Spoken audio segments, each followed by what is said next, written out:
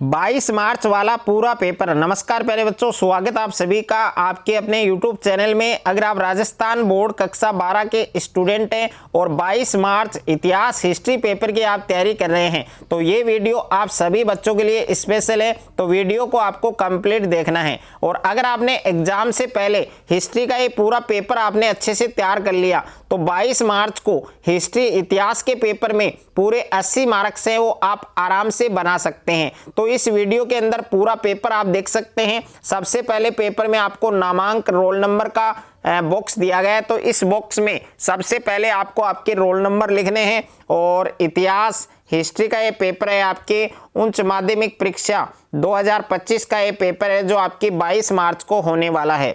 और समय है वो आप देख सकते हैं 3 घंटे 15 मिनट का आपको टाइम मिलेगा, समय मिलेगा। और पूर्णांक आप देख सकते हैं 80 नंबर का ये पेपर आपके होने वाला है। अगर आप भी 22 मार्च को हिस्ट्री के पेपर में, इतिहास के पेपर में पूरे 80 मार्क्स लाना चाहते हैं, पूरे 80 मार्क्स फोड़ना चाहते हैं तो ये पूरा पेपर आपको तैयार करना है। तो सबसे पहले परीक्षार्थियों के लिए जो सामान्य निर्देश हैं वो दिए गए हैं कि परीक्षार्थी सर्वप्रथम अपने प्रश्न पत्र पर नामांक अनिवार्यतः लिखें। और दूसरा निर्देश है कि सभी प्रश्न करने अनिवार्य हैं। और तीसरा निर्देश है कि प्रत्येक प्रश्न का उत्तर दी गई उत्तर पुस्तिका में लिखें।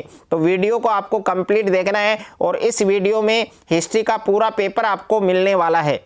तो सबसे पहले पेपर में आप देख सकते हैं, पेपर में सबसे पहले आपको खंड ए दिया गया है, सेक्शन ए आपको दिया गया है। और सेक्शन ए में क्वेश्चन नंबर फर्स्ट आपको दिया गया है बहुविकल्पी प्रश्न, यानी वस्तुनिष्ठ प्रश्न है आपके। और निम्न प्रश्नों के उत्तर का सही विकल्प चयन कर उत्तर है वो उत्तर पुस्तिका में लिखिए, यानी multiple choice questions.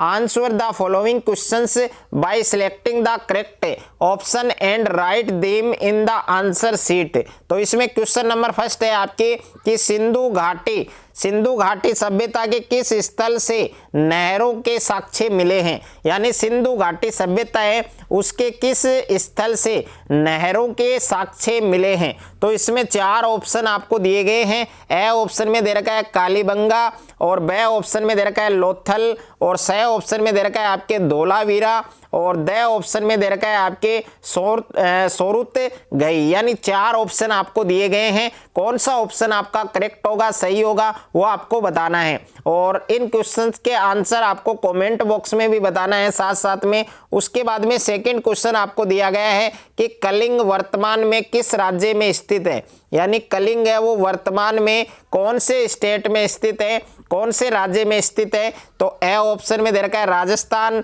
B option में दे रखा है बिहार, और सी ऑप्शन में दे रखा है पंजाब, और द ऑप्शन में दे रखा है उड़ीसा। तो इसमें भी 4 ऑप्शन आपको दिए गए हैं। कौन सा ऑप्शन आपका सही होगा, करेक्ट होगा, वो आपको लिखना है। उसके बाद में क्वेश्चन नंबर 3 आप देख सकते हैं। क्वेश्चन नंबर 3 आपको दिया गया है कि धर्मशास्त्रों में कितने प्रकार के विवाहों का उल्लेख किया गया है, यानी धर्मशास्त्र हैं उनमें कितने प्रकार के जो विवाह हैं उनका उल्लेख किया गया है। तो ए ऑप्शन में दे रखा है 3, बी ऑप्शन में दे रखा है 6, सी ऑप्शन में दे रखा है 7, और द ऑप्शन में दे रखा है 8। तो इस क्वेश्चन का सही उत्तर क्या होगा वो भी आपको कमेंट बॉक्स में बताना है। और किसी भी क्वेश्चंस में किसी भी क्वेश्चंस के आंसर में अगर आपको किसी भी प्रकार का कोई डाउट है, प्रॉब्लम है, तो वो आप कमेंट करके पूछ सकते हैं। क्वेश्चन नंबर 4 है आपके कि किताब उल हिंद की रचना किसने की। तो किताब उल हिंद है उसकी रचना किसने की थी। तो ए ऑप्शन में दे रखा है बर्नियर, बी ऑप्शन में इब्न बतूता, सी ऑप्शन में दे रखा है अबुल फजल, और द ऑप्शन में दे रखा है अल बिरूनी। तो इसमें भी 4 ऑप्शन आपको दिए गए हैं। कौन सा ऑप्शन आपका सही होगा, करेक्ट होगा, वो आपको लिखना है। क्वेश्चन नंबर 5 है आपके निम्नलिखित में से कौन सी एक महिला विष्णु भगत थी, यानी निम्नलिखित में से कौन सी एक महिला विष्णु भगत थी। तो ए ऑप्शन में दे रखा है माधवी, बी ऑप्शन में साधना, सी ऑप्शन में अंडाल, और द ऑप्शन में करई इक्काल अमैयार। तो इसमें भी 4 ऑप्शन आपको दिए गए हैं। कौन सा ऑप्शन सही होगा वो आपको लिखना है। क्वेश्चन नंबर 6 है आपके कि शेख निजामुद्दीन औलिया की दरगाह कहाँ स्थित है।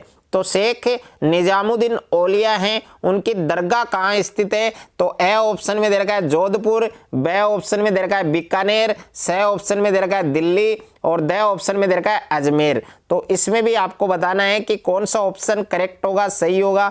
और क्वेश्चन नंबर 7 आपको दिया गया है कि भारत के प्रथम सर्वेयर जनरल कौन थे? तो ए ऑप्शन में है जॉन मार्शल, बी ऑप्शन में है R.E.M. व्हीलर, सी ऑप्शन में कोलिन मैकेंजी और द ऑप्शन में M.K. सुंडा।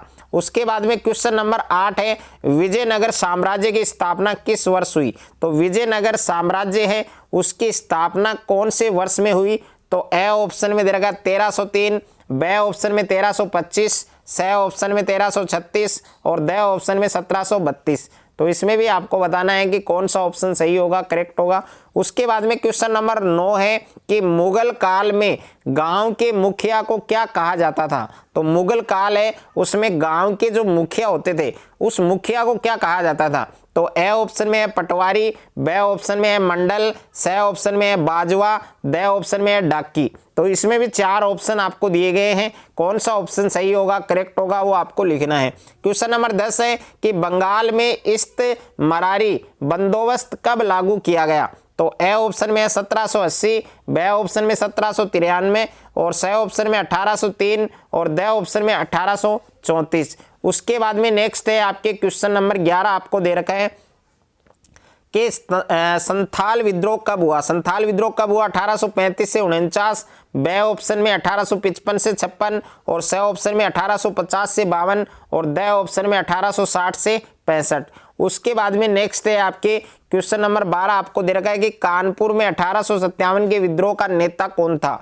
तो ए ऑप्शन में है मंगल पांडे, बी ऑप्शन में है नाना साहिब, सी ऑप्शन में है अली सरदार और द ऑप्शन में है बिरजिस कादिर। उसके बाद में अगला प्रश्न दे रखा है आपके प्रश्न संख्या 12 है कि महात्मा गांधी ने दांडी यात्रा किस वर्ष की? तो ए ऑप्शन में है 1930, बी ऑप्शन 1931, सी ऑप्शन 1932 और द ऑप्शन 1933। उसके बाद में अगला प्रश्न दे रखा है आपके प्रश्न संख्या 14 है कि संविधान सभा के अध्यक्ष कौन थे? तो ए ऑप्शन में राजेंद्र प्रसाद, बी ऑप्शन में वल्लभ भाई पटेल, सी ऑप्शन में जवाहरलाल नेहरू और द ऑप्शन में अंबेडकर। तो इसमें भी 4 ऑप्शन आपको दिए गए हैं, सही ऑप्शन आपको लिखना है। उसके बाद में प्रश्न संख्या 2 है आपके रिक्त स्थानों की पूर्ति कीजिए। तो इसमें पहला प्रश्न है कि अर्थशास्त्र का लेखक है वो कौन था? तो अर्थशास्त्र का लेखक कौन था उसका नाम आपको रिक्त स्थान में लिखना है। दूसरा प्रश्न है कि कौरव के पुत्र थे, कौरव किसके पुत्र थे? और तीसरा है महाभारत के अध्याय को आदि पर्व कहा जाता है। और प्रश्न संख्या 4 है महात्मा बुद्ध ने प्रथम उपदेश है वो किस में दिया था? तो वो आपको लिखना है। और 5वां प्रश्न है ख्वाजा को गरीब नवाज कहा जाता है। प्रश्न संख्या 6 आपके विजयनगर का सबसे प्रसिद्ध शासक कौन था? तो विजयनगर का प्रसिद्ध जो शासक है वो कौन था उसका नाम आपको लिखना है।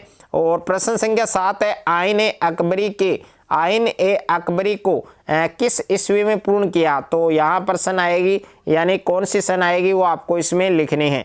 उसके बाद में प्रश्न संख्या 3 है आपके अति लघुतरात्मक प्रश्न, यानी निम्न प्रश्नों के उत्तर एक शब्द या एक पंक्ति में दीजिए, यानी very short answer type questions हैं। तो इसमें पहला प्रश्न है कि सिंधु घाटी सभ्यता की लिपि हमारे लिए रहस्यमय क्यों है? यानी सिंधु घाटी सभ्यता की जो लिपि है वो हमारे लिए क्यों रहस्यमय है वो आपको लिखना है। दूसरा प्रश्न है कि किस वंश के शासकों ने देवपुत्र की उपाधि धारण की?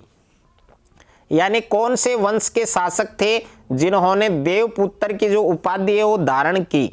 और उसके बाद में प्रश्न संख्या 3 है आपके कि महाभारत का समालोचनात्मक संस्करण किसके नेतृत्व में तैयार किया गया? और प्रश्न संख्या 4 है महाभारत की कहानी की मुख्य विशेषता क्या है? यानी महाभारत की जो कहानी है, जो स्टोरी है, उसका मुख्य विषय क्या है वो आपको लिखना है। और 5वां प्रश्न है मनुस्मृति का संकलन कब हुआ? तो मनुस्मृति है उसका संकलन कब हुआ वो आपको लिखना है। प्रश्न संख्या 6 मोहम्मद बिन तुगलक ने किस विदेशी यात्रा को अपना दूत बनाकर चीन भेजा? वो आपको लिखना है। और प्रश्न संख्या 7 है कि मुनिस अल अरवाह की रचना किसने की? तो मुनिस अल अरवाह की रचना किसने की?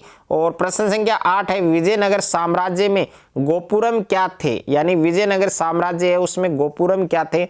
और प्रश्न संख्या 9 है 1924 में जेल से रिहा होने के बाद गांधी जी ने अपना ध्यान किन रचनात्मक कार्यों में लगाया?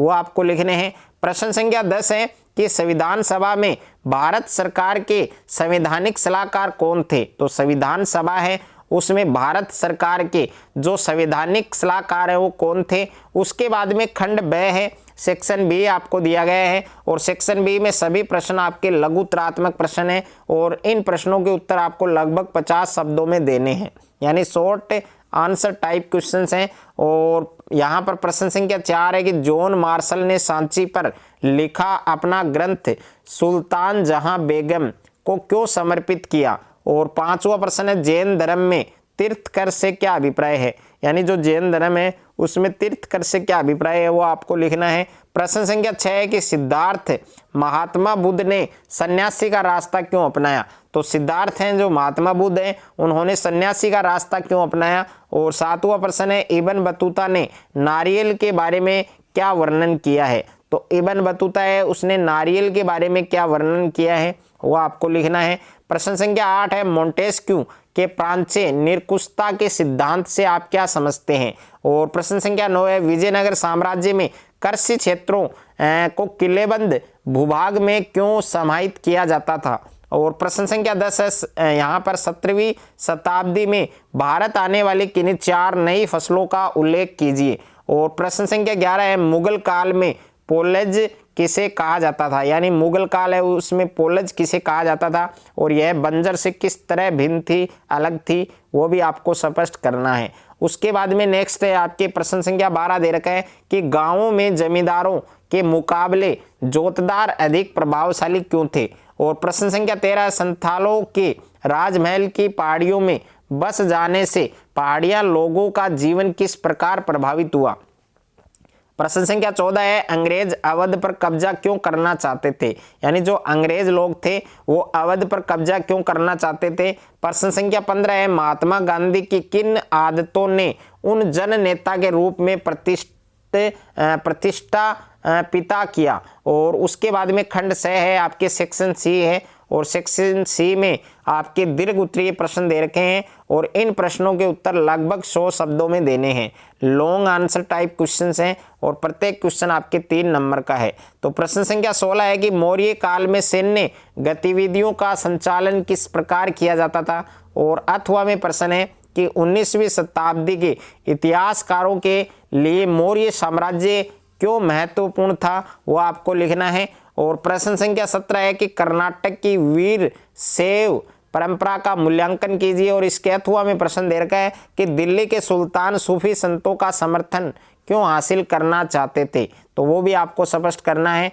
और उसके बाद में प्रश्न संख्या 18 आपको दे रखा है 1857 के विद्रोह के समय भारत में प्रचलित अफवाहों का वर्णन कीजिए। और अथवा में प्रश्न है अवध के अधिग्रहण ने स्थानीय तालुकदारों को किस प्रकार प्रभावित किया? और प्रश्न संख्या 19 है महात्मा गांधी ने अपने सत्याग्रह के लिए नमक का चयन क्यों किया? और इसके अथवा में प्रश्न है कि आप कैसे कह सकते हैं कि भारत छोड़ो आंदोलन सही मायने में एक जन आंदोलन था? तो ये आप किस प्रकार से कह सकते हैं इसके बारे में आपको लिखना है। उसके बाद में खंड द है आपके सेक्शन डी आपको दे रखा है और सेक्शन डी में सभी निबंधात्मक प्रश्न हैं आपके और इन प्रश्नों के उत्तर लगभग आपको 250 शब्दों में देने हैं, यानी इजी टाइप क्वेश्चंस हैं। और आंसर वर्ड लिमिट आपको अप्रोक्सीमेटली दे रखी है, यहाँ पर 250 वर्ड दे रखे हैं और यहाँ पर देखिए प्रत्येक प्रश्न 4 नंबर का है। तो प्रश्न संख्या 20 है हड़प्पा शहरों की नियोजित जल निकास प्रणाली की वर्तमान में क्या प्रासंगिकता है? 4 नंबर का प्रश्न है। अथवा में प्रश्न है आप कैसे कह सकते हैं कि हड़प्पा निवासियों का सुदूर क्षेत्रों से संपर्क था, यानी उसका कॉन्टेक्ट था। और प्रश्न संख्या 21 है कि संविधान सभा ने भाषा विवाद को हल करने के लिए क्या रास्ता निकाला? अथवा में प्रश्न दे रखा है भारतीय संविधान में केंद्र और राज्यों के बीच जो शक्तियां थी उन शक्तियों का विभाजन है, जो बंटवारा है वो किस प्रकार किया गया वो भी आपको लिखना है। और प्रश्न संख्या 22 दे रखा है कि भारत के रेखा मानचित्र में निम्नलिखित ऐतिहासिक जो स्थल हैं उनको अंकित करना है। तो यहाँ पर पहला है आपके दिल्ली, दूसरा है आपके कलकत्ता, तीसरा है मद्रास और 4 नंबर है हैदराबाद और 5 नंबर है सूरत। और अथवा में दे रखा है आपके यहाँ पर भारत के रेखा मानचित्र में निम्नलिखित ऐतिहासिक स्थलों को अंकित कीजिए, जिसमें गोवा दे रखा है, औरंगाबाद दे रखा है, मदुरई दे रखा है, मैसूर दे रखा है और पूना दे रखा है। तो इस पूरे पेपर को मैंने इस वीडियो के अंदर आपको बताया है। एग्जाम से पहले ये पूरा पेपर आपको अच्छे से तैयार करना है। अगर आपको ये वीडियो अच्छा लगे तो वीडियो को आप ज़्यादा से ज़्यादा शेयर करें, ज़्यादा से ज़्यादा वीडियो को लाइक करें और चैनल पर आप नए हैं तो चैनल को आप सब्सक्राइब कर लीजिए और साथ में नोटिफिकेशन बेल को प्रेस कर लीजिए।